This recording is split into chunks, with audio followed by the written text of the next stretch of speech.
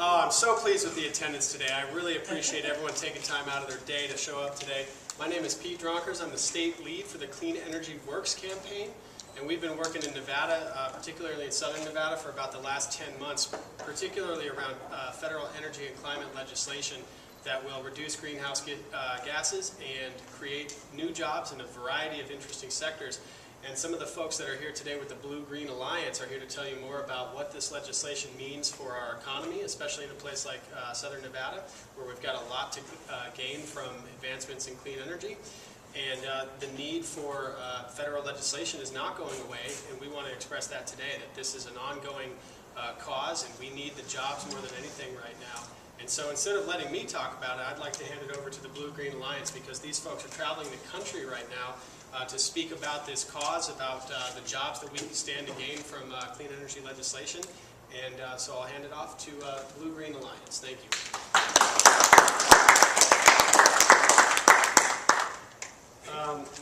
I forgot. Oh, Jack Mallory inside. This practice. Good afternoon. My name is Jack Mallory. I'm Director of Government Affairs for Painters and Allied Trades District Council 15. I represent 6,000 working families in three very green energy-rich states: Southern Nevada, Arizona, and Colorado. The advent of green energy is not entirely new to our industries. When you look at the whole idea of green development and green building, it's not something that's entirely new, but it's something that has definitely been brought more to the front today than it ever has been before.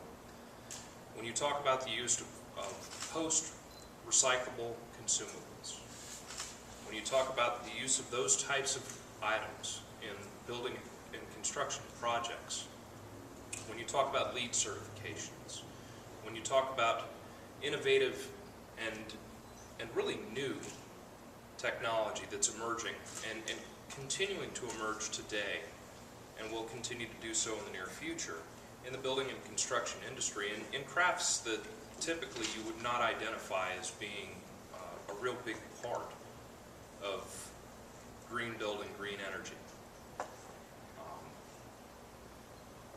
good example of that is something very simple that everybody looks over and nobody ever really looks at.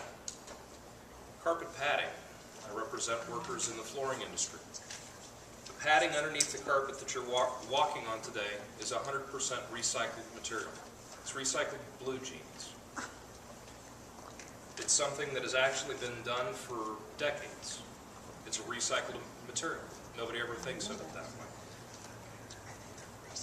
When you talk about reflective coatings that have been applied on roofs, those coatings have been applied for decades. They have a tremendous amount of value, not only to the homeowner, but to the environment itself, because of the reduced need for the extra energy required to heat or to cool somebody's domicile. I guess it wasn't as ready as I thought it was. I hope you can edit this. I like the word domicile. Domicile, yes. I'm trying to be domestically correct today. I like jokes too. I'm not that funny. I'm sorry. I've got this whole thing started off on the wrong foot now. When you look at green energy, there's a lot of emerging technology that is going to be brought forward in the next 5 years that my members will have a direct amount of input on. They're currently developing films for glass wall systems, curtain wall systems. It's actually a film not unsimilar to one of these big murals that you'll see on the side of one of our casinos here in southern Nevada. It's a film that's applied to glass that is, for all intents and purposes, a photovoltaic film. There's electrical connectors that are built into it, and it's actually used as a power generation system. It can be applied to an existing structure. That structure can ultimately become nearly energy independent. There's a lot of different things, a lot of different innovations that are being brought forward and really being promoted throughout the industry itself. And I think that from my standpoint, not only as the Government Affairs Director for my district council, but also with my involvement in training within our organization, I think that we're best prepared to embrace these new technologies as they come out, as they are being brought forward, as they're really getting ready for the market. To have people ready, to have people capable of making that installation, having people ready to do those jobs the minute that that product hits the market.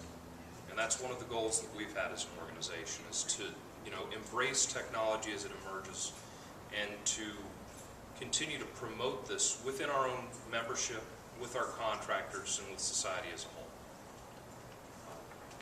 Thank you very much, and I hope everybody has a great day.